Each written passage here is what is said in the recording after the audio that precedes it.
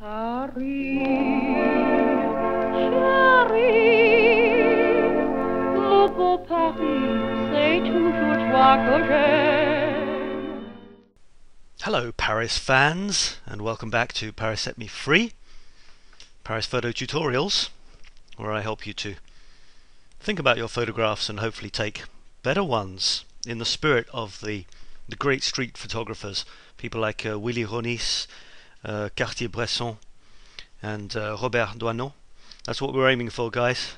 We might never get there, but hey, equipment wise we can't complain, can we? So basically it's up to us.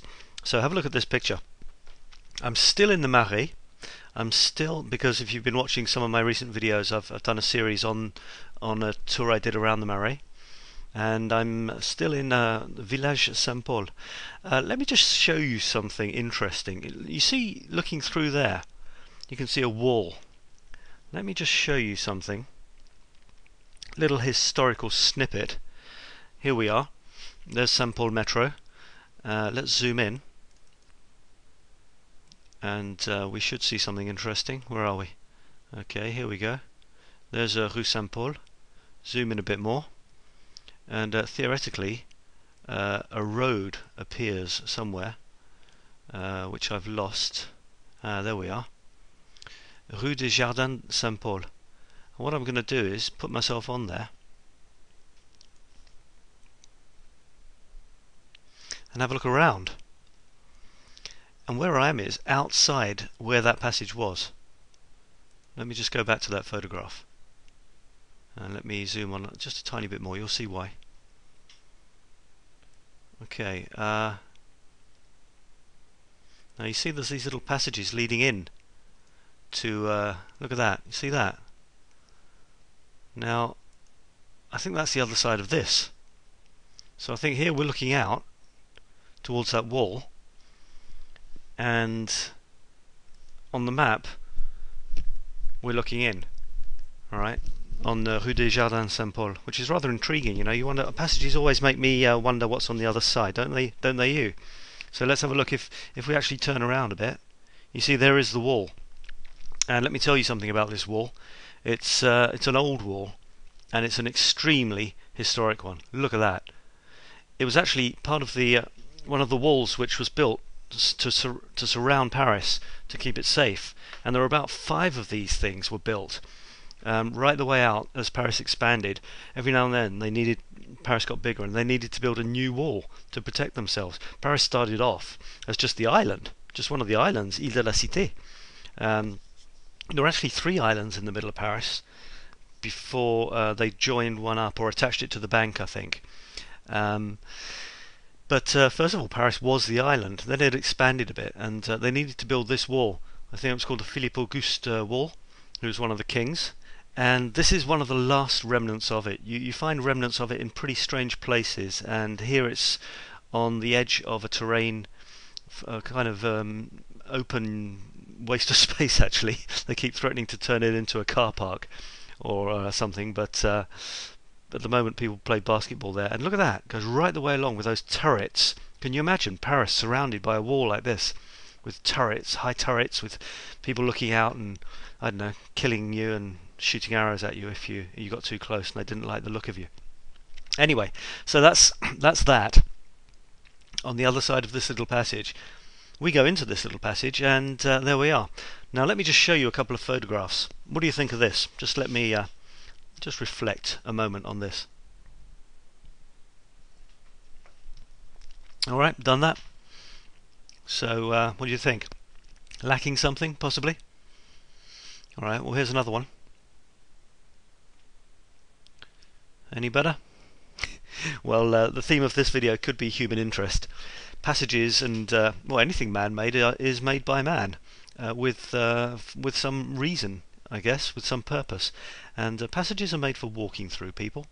And if you don't have someone walking through, it's a bit of an empty shot, isn't it? Look at that. What they've done is, well, there's about 2 or 3 really nice aspects of this, making it potentially a good photograph. For a start, passages are interesting, exciting, sometimes sinister places. Then you, excuse me. Then you've got these beams. Don't know how old they are, but they certainly give a certain feel of character to it, these wooden beams going across dark wood. Then you have this lighting effect, which they've done. They've inside each of these passages, right the way around the Village Saint-Paul, they've given them different colours as a kind of theme. So that has a potential, because don't forget, incandescent light, like light bulbs, gives off strange tones, strange hues, and even if it isn't in a light bulb, they've chosen different colours. So the potential is to exaggerate that in our photographs. We know we can do that after, don't we? And then the final intriguing aspect of this is this. It's not actually a door with steps going up and flowers on. It's just a mural, and yet it's a really nice one. So maybe we can do something with that. I was lacking the person, and so I got one, and I also got a pigeon for the price of the person. Got a pigeon too. I reckon I think it's worth waiting. I mean, I'll tell you what I did. I ran out there, stood there looking for someone to come. When I saw someone coming, I ran back in, set everything up again. And don't forget, taking a shot like this, although I know that I'm not going to be happy with it because there's no human interaction, at least I know that my exposure's roughly okay. Zoomed out there, waited for a person, zoomed back in, who had no idea that I was waiting for them, lying in ambush, and then when she came along, bam! Guilty of shooting another Parisian, and also a pigeon. Now, I had about 3 of these shots with this woman, because when I shoot, you know, bam, bam, bam, bam, and it's as simple as, my reasoning is as simple as just wanting to get the legs in a pleasing position, or something like that. Silhouettes are often much nicer than actually being able to see the people, because if you see the people, it starts being a picture of that person, as opposed to an intriguing little passage that people walk through. Luckily, so she went black, as did the pigeon. The bag didn't, unfortunately, but you know, well, people carry bags, don't they? That's Paris. And there were 3 of these pictures with her and the pigeon, and I went for the one where the legs of the pigeon and the woman were in the most pleasing position. I'm just going to zoom in on that a little bit and then kind of move it over if I can. Alright, there you can see that the legs of the pigeon and the legs of the woman are actually pretty much in the same position. It seems to be. This one seems higher because it's behind her, and here the pigeon's got this leg up in the air. So little details that count, you know, folks. And this is the final result.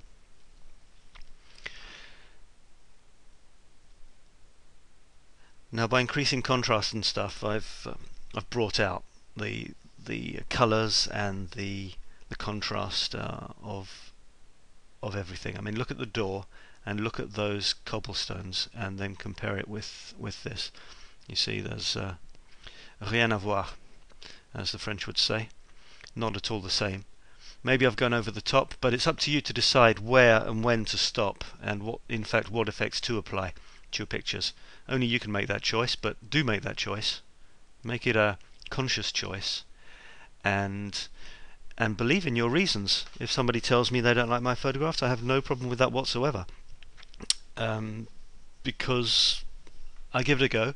And you know, you don't want art which everybody likes, because that would just be banal and sort of vanilla type of art. You want stuff that some people hate and some people love. That's what I go for. So that's what I ended up with. And in your face, check out those colours, check out that contrast sort of picture. It's Paris, it's how I lived it, it's what I've ended up with. And I'd love to hear what you think about it. So thanks very much for visiting. Do leave your comments on the blog, and see you again in Paris soon sometime. Bye bye now. Bye bye. Depuis que je suis à Paris, le jour et la nuit, je suis gris.